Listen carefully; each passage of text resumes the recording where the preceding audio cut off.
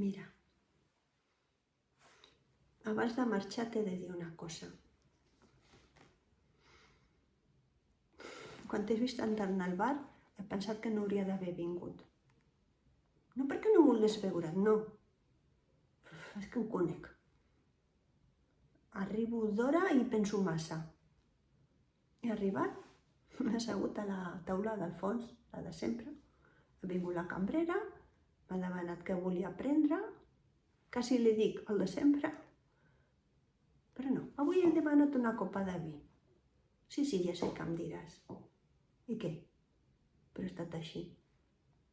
Després has entrat, has mirat la barra, has mirat el terra, no ha canviat res, com sempre.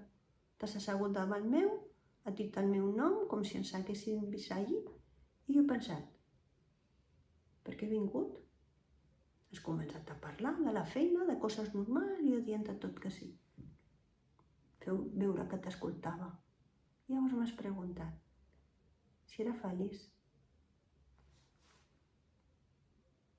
Així, sense mirar-me, remenant el cafè, com si no t'importés. I m'he quedat callada. Perquè abans hauria pensat que dir-te, hauria mentit. Avui no. Avui he pensat, i jo què? I quan t'he respost, m'he adonat que no em tremolava la veu. Per això ara ho tinc clar. Abans de marxar no diré res més, no t'aturaré, no afegiré cap frase per arreglar res. No perquè no m'importis, que importes, sinó que per primer cop no m'he deixat a mi per després. I ja està.